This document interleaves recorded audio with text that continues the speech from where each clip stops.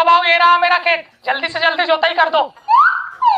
अरे हट भाऊ, पिछली बार मैं यहाँ पर जोताई किया था तो मेरा ट्रैक्टर फंस गया था। इस बार मैं घंट नहीं करता यहाँ पर जोताई। अरे भाऊ, ऐसा कैसा ट्रैक्टर फंस जाएगा? नहीं फंसता।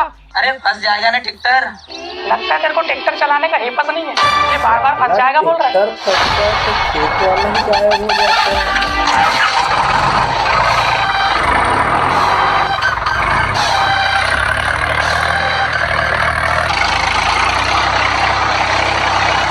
आंधे आंधे निकल रहे निकल रहे निकल रहे।